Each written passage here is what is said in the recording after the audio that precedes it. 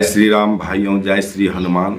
आज चर्चा करते हैं, यदि आप हनुमान चालीसा पाठ करते हैं तो ध्यान से इस प्रसंग को, इस वीडियो को अंत तक अवश्य सुनिएगा, क्योंकि हनुमान चालीसा पाठ करने वाले व्यक्ति का मन सुनने में आता है। बोलते हैं जो हम भी हनुमान चालीसा पाठ करते हैं, हमें कहाँ कोई फल मिलता है। भाइयों, उनका भी हनुमान चालीसा के साथ खिलवाड़ मत कीजिएगा। हनुमान चालीसा पाठ करते हैं तो उनके साथ कभी खिलवाड़ मत कीजिए। उसको मैंने क्या कहता है, मैंने हल्का में मत लीजिए। हनुमान चालीसा पाठ एक बहुत बड़ा शक्तिशाली पाठ है और उनको करने का नियम है। ऐसे नहीं आप कर चलते चलते जा रहे हैं, हनुमान चालीसा पढ़ रहे हैं तो हनुमान चालीसा पाठ का फल मिल जाएगा। उनका जो है पढ़ने का तरीका है, यदि आप पूजा पाठ में शामिल किए हैं तो कैसे कर रहे हैं उनका हम थोड़ा सा आपको वर्णन करते हैं, इसलिए वीडियो को अंत तक जरूर सुनिएगा। और हनुमान चालीसा पाठ पढ़ने वाले का कल्याण जरूर होता है, प्रभु श्री राम का उस पर कृपा अवश्य होता है। तो चलिए इसके बारे में वीडियो के अंत में बताने जा रहा हूं। तो सबसे पहले आप लोगों से निवेदन है, यदि आप लोग पहली बार चैनल पर विजिट किए हैं, पहली बार यदि चैनल पर विजिट किए हैं तो चैनल को सब्सक्राइब करके बेल आइकन को प्रेस करके ऑल पर सेट कर लीजिए और कमेंट में जय श्री राम जरूर लिखिएगा, क्योंकि जय श्री राम लिखने वाले पर प्रभु श्री हनुमान जी की अत्यंत कृपा होती है। तो भाइयों, इसलिए जय श्री राम लिख करके अपने हाथों को पवित्र कर लीजिए। और हाथ से लिख करके आँख यदि देखता है तो आँख पवित्र होता है, आँखों के द्वारा यदि मन से पढ़ते हैं तो मन पवित्र होता है, और मुख से पढ़ते हैं तो मुख पवित्र होता है, और मुख से यदि बोला गया जय श्री राम शब्द कान सुनता है तो कान पवित्र होता है। तो इतना पवित्र होता है, इतनी अंग को पवित्र करते हैं एक जय श्री राम का नाम। तो जरूर एक बार चैनल पर लिखिएगा प्रभु श्री राम, जय श्री राम का नाम। तो भाइयों चलिए चलते हैं। हनुमान चालीसा पाठ पढ़ने वाले व्यक्तियों को आज अपने चैनल के माध्यम से मैं बोलना चाह रहा हूँ। जो हनुमान चालीसा पाठ जैसे ही आप स्नान करके आए और पूजा स्थल पर बैठे या खड़े खड़े बैठ करके हनुमान चालीसा पाठ हनुमान जी को सुना दिए, तो इनका जो है ये आपका सामान्य हनुमान चालीसा पाठ हुआ, सामान्य हनुमान चालीसा पाठ। क्योंकि भाइयों, कोई भी हनुमान चालीसा पाठ यदि आप करते हैं तो उससे पहले अपने माता पिता, पितर देव, कुलदेवी देवता को, ग्राम देवता को, उसके बाद सूर्य देवता को, इस तरह से उनका पूजा करके विष्णु देवता को, उसके बाद रामचंद्र जी को कहिए, विष्णु भगवान रामचंद्र जी है तो उनको प्रणाम करके उनके बाद आप हनुमान चालीसा पाठ कीजिए। कारण यह है कि जो हनुमान चालीसा डायरेक्ट आप हनुमान जी लग जाइएगा तो एक होता है ना, जो माने नियम का उल्लंघन होता है। पहला क्लास में आप पढ़े नहीं, एकाएक 8वां क्लास में जा रहे हैं, मिडिल पास हो रहे हैं, कहाँ से होगा, कहाँ से फल मिलेगा।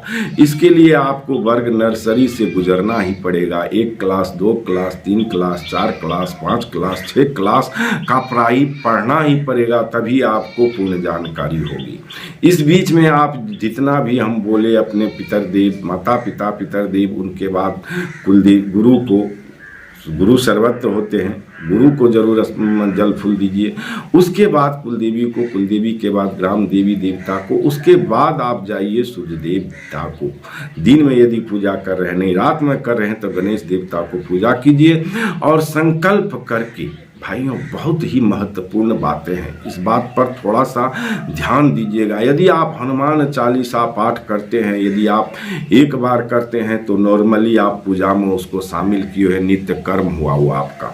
यदि आप किसी रोज मंगलवार है, शनिवार है, उस रोज आप विशेष करते हैं, जो 5 बार हनुमान चालीसा, कोई 7 बार करता है, कोई 11 बार, कोई 21 बार, कोई सुंदरकांड का पाठ करता है, तो संकल्प जरूर कीजिए। यदि आप संकल्प के नियम नहीं जानते हैं, कुछ भी नहीं जानते हैं, तो एक पान, उस पर क्या कहता है, एक सुपारी, थोड़ी सी अक्षत, उसके बाद क्या कहता है द्रव ले करके और उस पर जल ले लीजिए, पुष्प ले लीजिए, और जल पुष्प लेने के बाद प्रणाम करके संकल्प लीजिए। संकल्प का भाई नियम होता है, यदि आप कुछ नहीं जानते हैं तो ये इतना तो जानते ही हैं जो भारत में रह रहे हैं, भारतवर्ष से। जैसे मैं बिहार राज्य में रह रहा हूँ तो बिहार राज्य जिला मेरा सुपौल है, तो सुपौल जिले, तो अपना ग्राम का नाम ले लीजिए। ग्राम का नाम लेने के बाद आप अपना क्या कहता है जो क्या आप अपना ग्राम देवता, ग्राम का नाम लेने के बाद आप जैसे कौन सा मास है आपको, जैसे अभी चल रहा है चैते मास से कृष्ण पक्ष है, उसमें तीथो देख लीजिए जो कौन सा तीथ है। जैसे कल मंगलवार था, चौथ तीथ हो।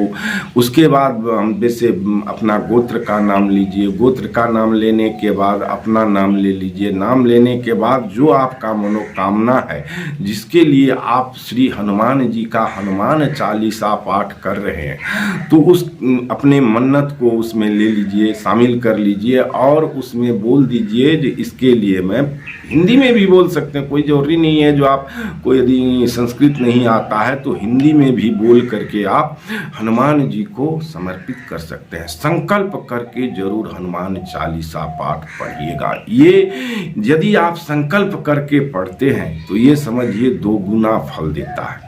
और यदि आप वैसे हनुमान चालीसा पाठ करते हैं, फल उसकी भी होती है। जैसे आप हनुमान चालीसा पाठ यदि वैसे भी नॉर्मली करते हैं तो ऐसा बात नहीं है जो व्यर्थ जा रहा है। नहीं, व्यर्थ तो नहीं जा रहा है, कुछ न कुछ तो उनका फल आपको मिल ही रहा है, कृपा तो होगी। लेकिन वो हुआ जैसे मान सलाई का माचिस मार करके छोड़ दिए हैं, आग लग जाएगा दीप में तो लग जाएगा, जल जाएगा तो जल जाएगा, दीप के पास रख दिया। ये जो यदि संकल्प करते हैं तो डायरेक्ट आप दीप को जला रहे हैं। माचिस का तिल्ली जला करके डायरेक्ट आप क्या कहता है दीपक को आग लगा रहे हैं। तो ये डायरेक्ट होता है, इस माध्यम से आप डायरेक्ट जो है पहुंच रहे हैं। और डायरेक्ट में ये कहते हैं ना जो रास्ता में चलते चलते बाईपास, तो ये एक बाईपास हो गया, ये डायरेक्ट हो गया। तो इस तरह से हनुमान चालीसा पाठ पढ़िए और पढ़ने के बाद देखिए नित्य रोज पढ़िए। यदि आपको लग रहा है जो हम एक बार पढ़ रहे हैं तो हनुमान चालीसा पाठ को सुबह शाम यदि याद है तो मन ही मन, एक होता है अजपा जप, मन ही मन यदि आप पढ़ रहे हैं तो अजपा जप का सबसे बड़ा फल होता है भाइयों।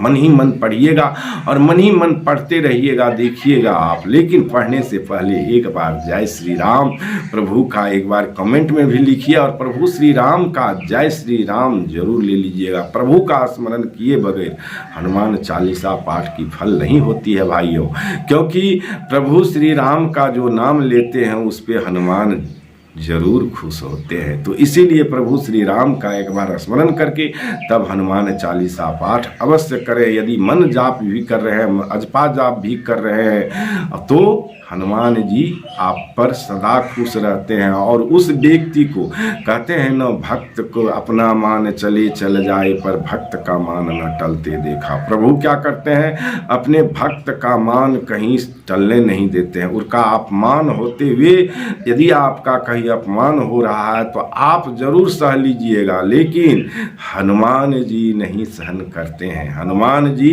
उनको दंड दे के ही रहते हैं, क्योंकि भगवान जो है भक्त का मान अपमान बर्दाश्त नहीं कर सकता, अपमानित, क्योंकि वह भक्त जो है प्रभु का काम करता है, प्रभु के लिए वह अपना सर्वस्व निछावर करता है। ऐसे व्यक्ति जो सकारात्मक विचार के हैं, निर्लोभ है, और उनको यदि आपसे तकलीफ हो गई तो कुछ न कुछ आपका नुकसान जरूर होगा। इसीलिए वैसे भक्त से जरूर बचिएगा भाइयों।